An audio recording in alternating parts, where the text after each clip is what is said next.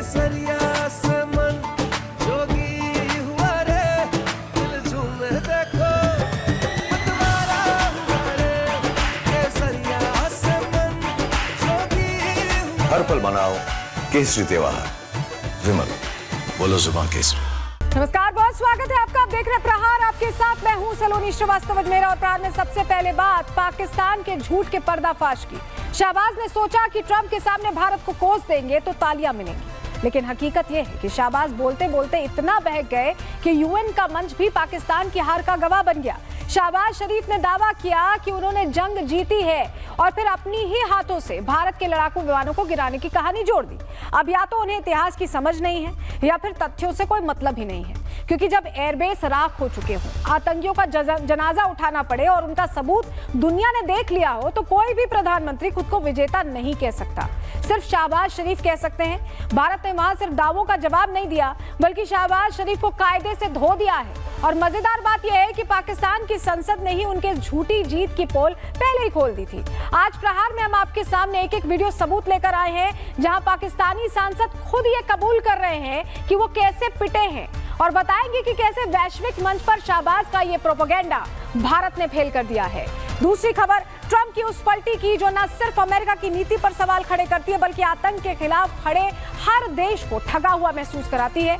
जिस मुल्क की सरजमी से ओसामा निकला, जिसने 9/11 की आग अमेरिका तक पहुंचाई, जिस देश ने मसूद अजहर और हाफिज सईद जैसे जहर को पाले रखा, आज उसी पाकिस्तान को डोनाल्ड ट्रंप गले लगा रहे हैं। ये वही डील मेकर ट्रंप है जो चुनावों से पहले हर मोर्चे पर सौदा करने को तैयार थे, चुनाव के बाद जीत गए तो भी तैयार हैं, भले ही आतंक परस्त देश के साथ ही क्यों ना खड़ा होना पड़े। खबर के इस पहलू पर भी बात करेंगे। तीसरी खबर, योगी की वार्निंग की। यूपी में योगी सरकार ने हिंसा और दंगे करने वालों के लिए कानून की जंजीर कस दी है। बरेली से लेकर बीट तक पत्थरबाजों की जमकर धुलाई हो रही है। जो मन से आग उगलते थे आज सलाखों के पीछे हैं। योगी फोर्स ने बता दिया है कि अब डंडा चलेगा, दंगा नहीं चलेगा। योगी आदित्यनाथ ने साफ कर दिया है कि अराजकता बर्दाश्त नहीं की जाएगी और जो कानून तोड़ेगा योगी फोर्स उसकी डेंटिंग पेंटिंग करेगी। यूपी में रहना है तो अब दंगे की बात तो मत ही करिएगा, क्योंकि यूपी में योगी मोड ऑन है। कैसे यूपी पुलिस ने दंगाइयों की कमर तोड़ी और कैसे ये सख्ती पूरे देश के लिए एक बड़ा सबक है, ये भी बताएंगे। लेकिन सबसे पहले बात आपके सामने उस सबूत की करने जा रहे हैं जो पाकिस्तान की पोल खोल कर रख देगा।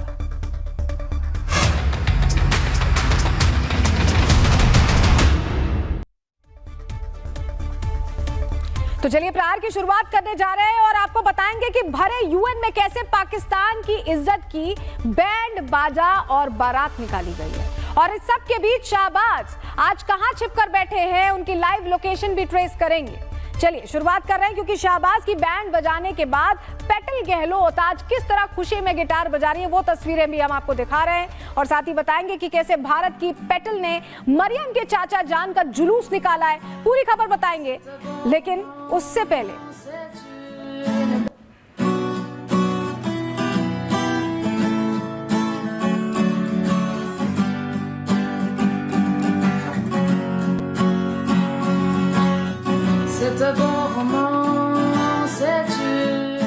तो पेटल ने कायदे से बाजा बजाया है और कैसे बजाया आपको बताएंगे। आपको तस्वीर दिखाते हैं सबसे पहले, लेकिन बरेली की, जहां पर बड़बोले मौलाना के चक्कर में योगी फोर्स को अपनी लाठी निकालनी पड़ गई है। और उसके बाद जो हुआ तस्वीरें खुद बता रही हैं। तस्वीर देखिए।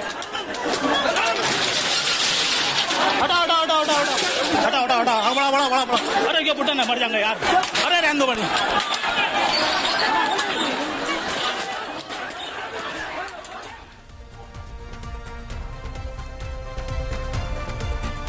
अब योगी ने कट्टरपंथियों का जो इलाज किया है, उसके बाद लोग आई लव योगी जी कह रहे हैं। लखनऊ में इस तरह के पोस्टर्स लगा दिए गए, जो तस्वीर में आप देख रहे हैं। पोस्टर में साफ साफ लिखा है I love Yogi ji, I love bulldozer. और अब ये तस्वीरें क्या उन तस्वीरों का जवाब है जहां उकसाने के लिए कैंपेन चलाया जा रहा है।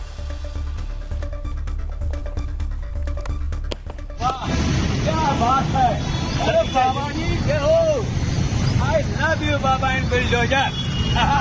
बहुत बेसिक बाबा ही है, बस भाई संभालेंगे देश को। इधर बाबा उधर मोदी, बस यही बात। वाह भाई वाह, क्या बात है, अरे बाबा जी जय हो, I love you Baba in bulldozer. बहुत बेसिक बाबा ही है, बस भाई संभालेंगे तो इसको। इधर बाबा उधर मोदी, बस देख भाई। तो पूरी खबरें अब आपको एक एक तस्वीर के जरिए बताने जा रहे हैं, लेकिन सबसे पहले उस मक्खन की बात कर लेते हैं जो किलो के हिसाब से शहबाज शरीफ ने डोनाल्ड ट्रंप के ऊपर लगाया। मतलब डिप्लोमेसी का एक नया ही वर्जन है, जहां चंद डॉलर्स के लिए शहबाज खुले मन से ट्रंप की जी हुजूरी में नजराना पेश कर रहे हैं। आपको भी सुनवाते हैं। Pakistan nominated him for Nobel Peace Prize, and I think this is the least we could do for his love for peace, and I think truly he's a man of peace. Trump को मक्खन लगाते लगाते शहबाज इतना खो गए कि वो ये भी भूल गए कि उन्हें क्या बोलना चाहिए और कितना बोलना चाहिए, और इसी भूल में वो भारत के जेट्स गिराने की भी बात करने लगे, और तो और खुद को ही जीत का तोहफा भी दे दिया। पहले ये बयान सुनिए, फिर पाकिस्तानियों की कुछ तस्वीरें आपको दिखाते हैं। Excellencies, we have won the war, and now we seek to win peace. मतलब शहबाज शरीफ कह रहे हैं कि ये जंग इन्होंने जीती है। हालांकि ऐसा ये 1965 और 1971 को लेकर भी कहते रहे हैं, लेकिन सच क्या है वो हम सभी जानते हैं। 93,000 सैनिक जब सरेंडर करते हैं तो पूरी दुनिया देखती है, और जब एयरबेसेस को मलबा बना दिया जाता है तो वो तस्वीरें भी दुनिया ने देखी हैं। नूर खान एयरबेस से लेकर रफीकी, मुरीद के, भोलारी, इन एयरबेसेस का क्या हाल हुआ था। तस्वीरें आपकी स्क्रीन पर नजर आ रही है, और आपको याद भी होगा ऑपरेशन सिंदूर के दौरान किस तरह से परखच्चे उड़ गए थे इन एयरबेसेस के। वो तस्वीरें हमने आपको लगातार प्रहार में भी दिखाई थी। और अब अगर इन तस्वीरों को देखने के बाद भी शहबाज जश्न मनाना चाहते हैं तो मना सकते हैं, और यही बात भारत की डिप्लोमेट पेटल गहलोत भी कह रही हैं, क्लियर कह रही हैं। अब पेटल गहलोत ने शहबाज शरीफ को किस तरह उनकी धुलाई की है वो हम आपको बताएंगे, लेकिन पहले पेटल ने कैसे जवाब दिया है वो सुनिए। Can there be any doubt about the proclivities of this regime? The Prime Minister of Pakistan also advanced a bizarre account of the recent conflict with India. The record on this matter is clear. Till 9th May, Pakistan was threatening more attacks on India, but on 10th May, its military pleaded with us directly for a cessation to the fighting.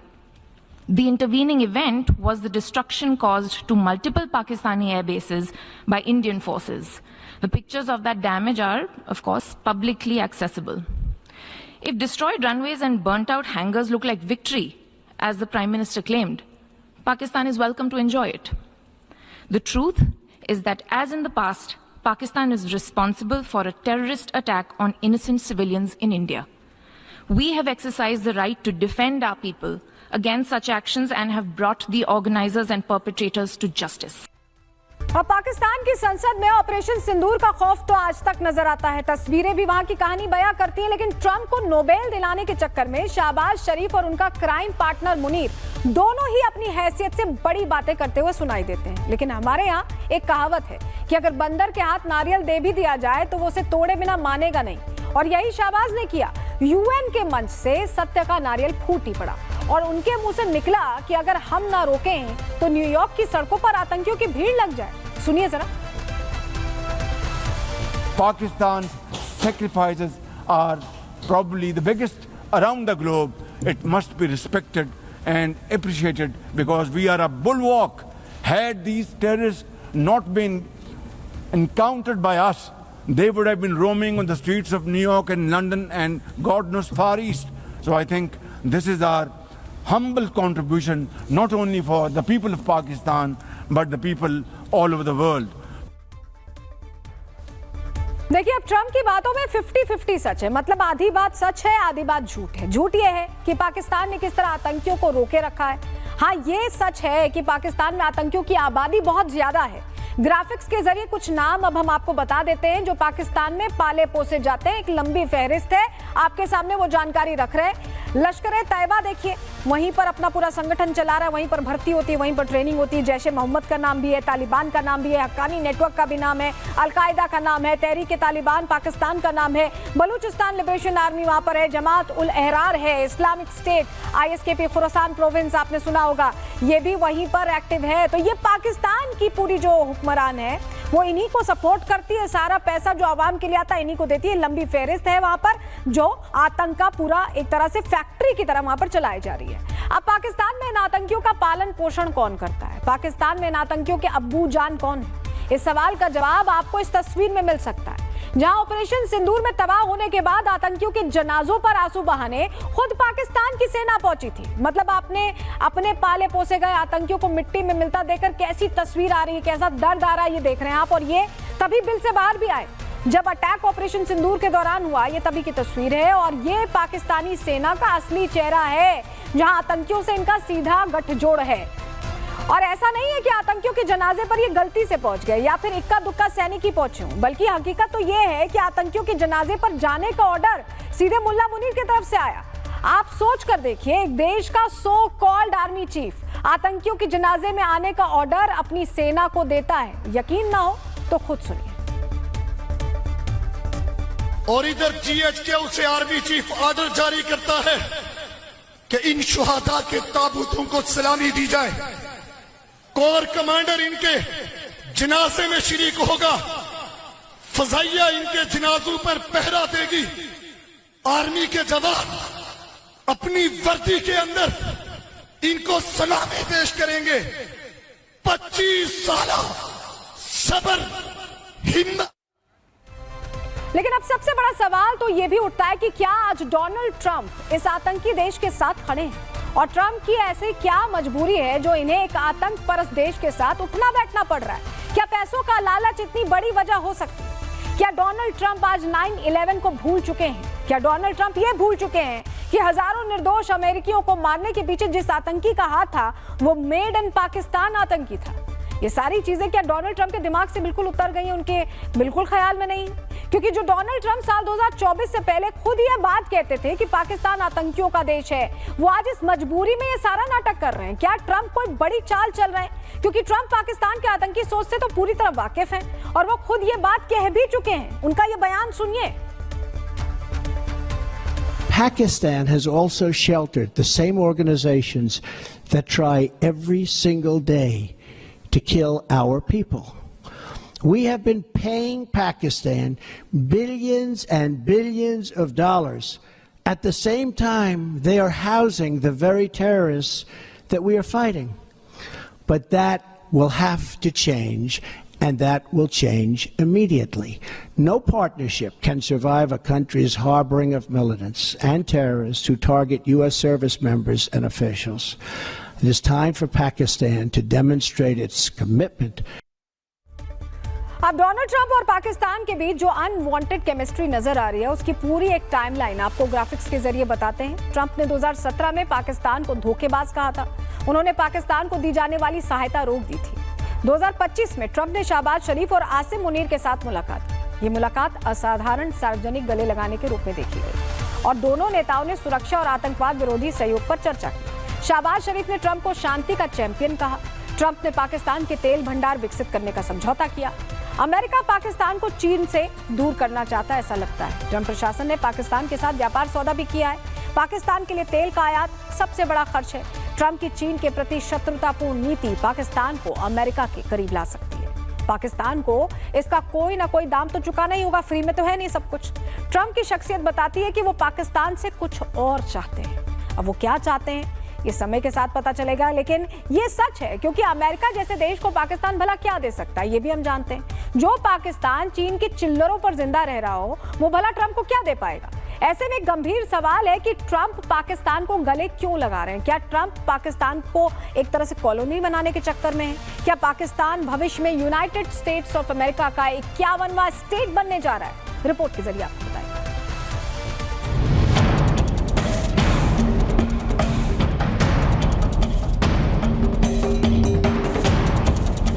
ये दो तस्वीरें उस हकीकत को बताने के लिए काफी हैं कि पाकिस्तान के आतंकी चरित्र से यूएस भी अछूता नहीं रहा।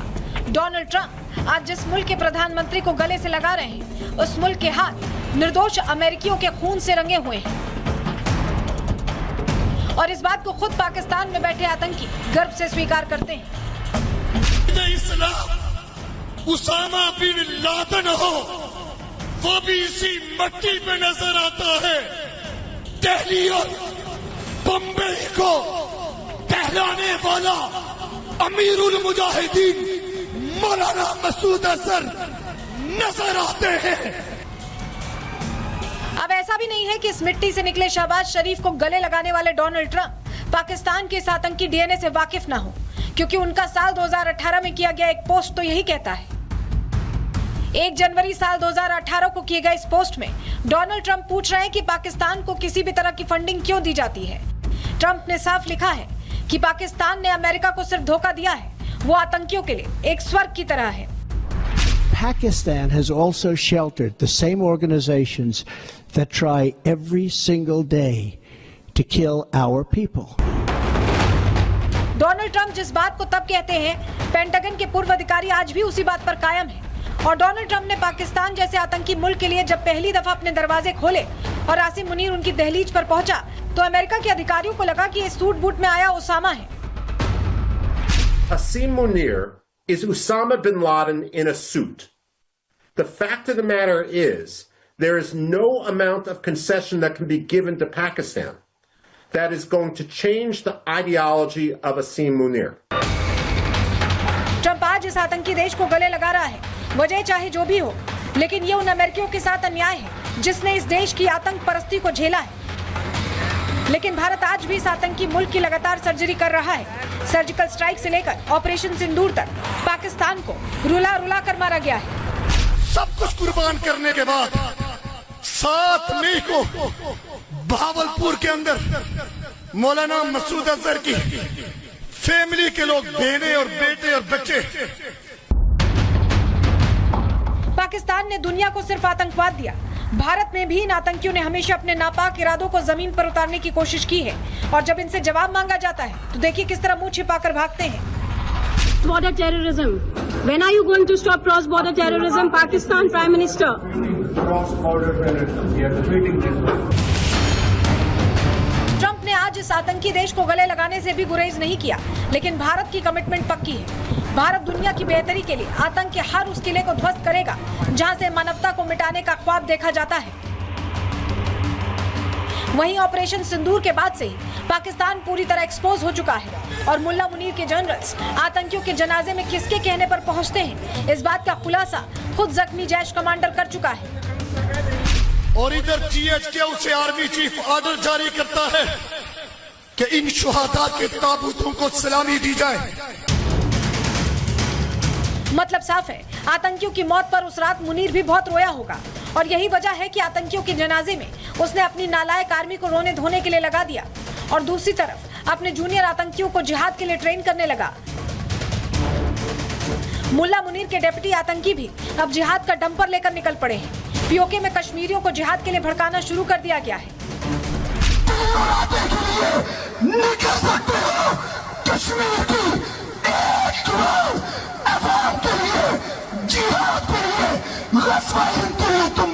क्यों नहीं हो सकते?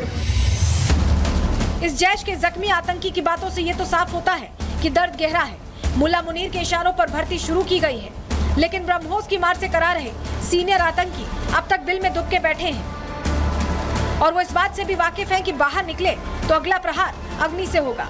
लेकिन ट्रंप की मुनाफे वाली मजबूरी पर आज वहां के लोग सवाल तो जरूर करते होंगे कि ट्रंप तुम क्यों पलटे, ट्रंप तुमने हार क्यों मानी, आतंकी देश को गले लगाने की तुम्हारी क्या मजबूरी है।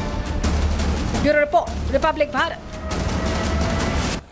तो देखिए, अब वो नया वर्ल्ड ऑर्डर तो ट्रंप बना नहीं पाए, लेकिन उन्होंने क्या किया, दरअसल क्या हुआ कि सुपर पावर ट्रंप अब ऐसा लग रहा है किसी के पिछलग्गू हो गए और उनके पीछे पीछे लगे हैं। कौन? ये देखिए, ये शहबाज शरीफ आप देख रहे हैं।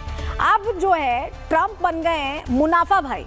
आपको समझ रहे होंगे आप, मुन्ना भाई MBBS आपने देखी ना, उसमें एक सर्किट भी होता है। यहाँ पर मुनाफा भाई है ट्रंप और उनके सर्किट है, उनके चेले हैं शहबाज शरीफ, जो पीछे पीछे पीछे पीछे घूमते रहते हैं, जी हुजूर करके आगे पीछे घूमते रहते हैं। और ये जो ऐसा चेला इन्होंने पाल लिया है मुनाफा भाई ने, जो इनका नुकसान कराना बिल्कुल सुनिश्चित कर दे रहा है। 100% 200% लॉस कैसे हो, शहबाज शरीफ जहां जाते हैं वहां लॉस करवाते हैं। और यहाँ पर मुनाफा भाई का, डील मेकर का कैसे लॉस होने वाला है बताने जा रहे हैं आपको, क्योंकि आप ट्रंप को पाकिस्तान से क्या चाहिए ये तो हम नहीं जानते, लेकिन शहबाज ट्रंप की चाहत में बहुत कुछ ऐसा बोल रहे हैं जो उन्हें बहुत भारी पड़ सकता है। फिलहाल उनकी बतौलेबाजी का UN में भी कोई मुकाबला नहीं था। पहले जो UN महासभा ट्रंप के साथ हुई घटनाओं के लिए वायरल हुई थी, वो अब शहबाज के झूठ पर हंस रही है। सबसे पहले आप शहबाज का सीज फायर वाला कारनामा ही सुन लीजिए। Pakistan agreed to a ceasefire facilitated by President Donald Trump's bold and visionary leadership. We express our deep appreciation to him and his team for their active role in bringing about the ceasefire. President Trump's efforts for peace. देखिए, अब एक तरफ UN के मन से शाहबाज जो cease fire story सुना रहे हैं, हमारी एक छोटी सी रिक्वेस्ट है कि शाहबाज अपने विदेश मंत्री की बातों को ही सुन लें, उन्हीं को सुन लें, हमें नहीं सुन रहे तो, क्योंकि वो तो पहले ही पूरा सच बता चुके हैं। ग्राफिक्स के जरिए आपको पूरी बात बताते हैं क्या कहा है विदेश मंत्री शाहडार ने। उन्होंने बड़ा दावा किया, विदेशी मीडिया के सामने उन्होंने सच्चाई कबूल कर ली। भारत पाकिस्तान के बीच मध्यस्थता को लेकर उन्होंने कहा कि भारत ने कभी तीसरे पक्ष की मध्यस्थता नहीं स्वीकारी। डार ने ट्रंप की मध्यस्थता वाले दावों का तो खंडन किया ही, अब तो अपने प्रधानमंत्री को भी एक्सपोज कर दिया। 10 मई को रूबियो ने युद्ध विराम की पेशकश की, भारत ने ठुकराया, डार ने बताया। जुलाई महीने में रूबियो ने भारत की द्विपक्षीय वार्ता की मांग की पुष्टि की थी। पाकिस्तान तीसरे पक्ष को तैयार नहीं था, भारत तीसरे पक्ष को तैयार था लेकिन भारत नहीं था। ये इशाक डार ने बिल्कुल क्लियरली मेंशन किया है। यानी आप समझ जाइए कि ये पूरी तरह से भारत ने बता दिया कि भाई हम तो पहले ही कह रहे हैं, चलिए अगर आप हमारी नहीं सुनते तो अपने ही विदेश मंत्री का पुराना बयान सुन लीजिए, समझ जाएंगे शायद। लेकिन शहबाज शरीफ तो ऐसे दीवाने हो चुके हैं अभी ट्रंप के पीछे कि वो कुछ भी बोल रहे हैं उनको खुश करने के लिए। लेकिन भारत ने ऐसा धोया है कि ट्रंप को बहुत कई सालों तक ट्रंप को याद रहने वाला है। पैटल गहलोत ने कैसे जवाब दिया है, कैसे धो दिया है, सुनिए। The record on this matter is clear. Till 9th May, Pakistan was threatening more attacks on India. But on 10th May, its military pleaded with us directly for a cessation to the fighting. तो देखिए, अब ये सब कुछ चल रहा है और कैसे भारत ने जवाब दिया ये आपने देखा। अब आगे बढ़ रहे हैं, अगली खबर का रुख कर रहे हैं। जुमे की नमाज के बाद बरेली में भड़के बवाल पर अब योगी सरकार एक्शन मोड में आ गई। एक्शन मोड ऑन हो गया योगी सरकार का, और इस बार संदेश एकदम साफ है कि पत्थर चलाओगे तो कानून का डंडा भी चलेगा। योगी आदित्यनाथ खुद मैदान में उतर चुके हैं और लहजा ये बता रहा है कि ये कार्रवाई सिर्फ एक घटना के खिलाफ नहीं है, बल्कि उस सोच के खिलाफ है जो समाज में जहर घोलती है। अब ये सिर्फ कानून व्यवस्था की बात नहीं रही, ये लड़ाई बन चुकी है सिस्टम बनाम साजिश की। प्रदेश में न कोई दंगाई बचेगा, न कोई भड़काने वाला।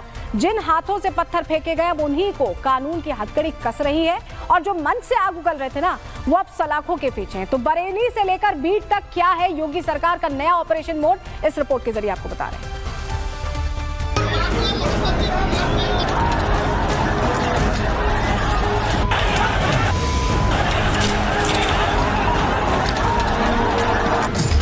योगी मोड एक्टिवेटेड, डंडा चलेगा, दंगा नहीं। फसाद वाले एलिमेंट, लठमार ट्रीटमेंट।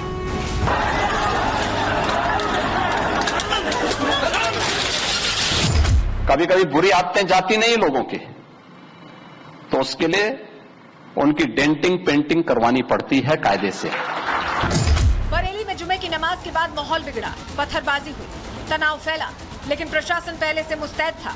पूरे घटनाक्रम के बाद योगी आदित्यनाथ ने ऐसा अल्टीमेटम दिया जिसने साफ कर दिया कि यूपी में अब दंगाइयों के लिए जगह नहीं बची।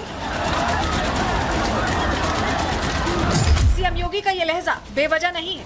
हिंसा के बाद पुलिस ने अब तक 5 एफआईआर दर्ज की है। 1700 अज्ञात पर केस दर्ज हुआ है। 8 आरोपी हिरासत में लिए गए हैं। 60 पत्थरबाज पकड़े गए हैं। 8 पर केस दर्ज किया गया है और मौलाना तौकीर रजा को गिरफ्तार कर लिया गया है। हालात भले ही अभी सामान्य हो, लेकिन उत्तर प्रदेश के सीएम योगी आदित्यनाथ गुस्से में लाल हैं। हिंसा फैलाने वालों को साफ चेतावनी दी गई है कि यूपी में दंगा करने वालों की अब डेंटिंग पेंटिंग होगी। पर्व और त्योहारों के दौरान आपने देखा होगा, जब भी पर्व और त्योहार आते थे उत्पात शुरू हो जाती थी। अब उत्पातियों और उपद्रवियों को पता लगेगा कि 7 पीढ़ियां याद आएंगी उनको। बरेली की सड़कों पर भले ही माहौल अब शांत है, लेकिन सरकार के तेवर बता रहे हैं कि ये सिर्फ शुरुआत है। सीएम योगी का ये भी इशारा था कि जो खुद को धर्मगुरु समझकर सिस्टम को चुनौती देते हैं, उन्हें भी कानून के शिकंजे का सामना करना पड़ेगा। कभी कभी बुरी आदतें जाती नहीं लोगों की, तो उसके लिए उनकी डेंटिंग पेंटिंग करवानी पड़ती है कायदे से, जिससे उनकी बुरी आदतों को हम ठीक कर सकें। और यही डेंटिंग पेंटिंग आपने देखा होगा कल बरेली के अंदर, मौलाना भूल गया कि शासन किसका है, मुझे मानता था धमकी देंगे और हम जबरदस्ती जाम कर देंगे। हमने कहा जाम नहीं होगा, कर्फ्यू भी नहीं लगेगा, लेकिन कर्फ्यू का सबक तुम्हें ऐसा सिखा देंगे कि तुम्हारी आने वाली पीढ़ी दंगा करना भूल जाएगी। बीजेपी से साफ तौर पर नफरत के खिलाफ लड़ाई कह रही है, वहीं विपक्ष ने इस कार्रवाई पर सवाल उठाए हैं, लेकिन योगी का संदेश साफ है, कानून का राज चलेगा और जो उसे तोड़ने की कोशिश करेगा उसे कुचला जाएगा। देखिए, आस्था के नाम पर अंधाधुन और अराजकता का आडंबर अस्वीकार्य है। अब कुछ लोग आस्था के नाम पर अंधाधुन अराजकता के आडंबर में अगर डटे हैं तो निश्चित तौर से वो कोई उसे एक्सेप्ट नहीं करेगा। आप जो है वो लव के नाम पर हेट का हारा हंगामा और हुड़दंग करके जो है वो देश के सौहार्द के ताने बाने को अगर छिन्न भिन्न करना चाहते हैं तो न ये मुल्क के लिए जो है वो अच्छा है, न किसी मजहब के लिए अच्छा है और न मानवता के लिए अच्छा है। इधर महाराष्ट्र के बीड़ में दफन करने की धमकी देने वाले मौलाना अशफाक का भी हिसाब हो गया है। बीड़ पुलिस ने मौलाना अशफाक और उसके साथी रफीक को गिरफ्तार किया। कल यही मौलाना खुद को 30 मार खां समझते हुए बड़ी बड़ी बातें कर रहा था। तो इतनी हिम्मत नहीं होती कि वो हुजूर सल्लल्लाहु अलैहि वसल्लम के शान में गुस्ताखी करे। मोहतरम सामने किराम, मैं उस योगी को मदीना गांव शहर से मुस्तफा मस्जिद के सामने से ये चैलेंज करता हूँ, तेरी अगर इतनी हिम्मत है तो तुम मदीना गांव में आकर क्या खाली सिर्फ और सिर्फ जो गुस्ताख है, जो गुस्ताखी कर, जो आयला मोहम्मद के नाम पर जो आज बैनर लगा रही है, अगर तू उन्हें अरेस्ट करेगा तो मैं कसम खुदा की मुस्तफा मस्जिद के सामने चैलेंज करता हूँ कि तुम मस्जिद गांव से हमारे साल भैया के ढाबे तक भी तू नहीं पहुंच पाएगा कि तुझे उठाकर सीधा तुझे दफना दिया जाएगा। यूपी के बरेली से लेकर महाराष्ट्र के बीड़ तक संदेश एक ही है, अगर दंगा करोगे, हिंसा फैलाओगे तो नतीजा होगा डेंटिंग पेंटिंग। और यूपी में तो योगी मोड एक्टिवेटेड है, कानून तोड़ा तो बच नहीं पाओगे। Bureau report, Republic Bharat. यानी आप समझ लीजिए कि यूपी में जो फसाद वाले एलिमेंट हैं उनका लठमार ट्रीटमेंट सुनिश्चित किया जाएगा। योगी आदित्यनाथ ने आज फिर क्लियर कट संदेश दे दिया है। केसरिया से मन जोगी हुआ रे, दिल झूमे देखो मतवारा हुआ रे। केसरिया से मन जोगी हुआ। हर पल मनाओ केसरी त्योहार। विमल, बोलो जुबान केसरी।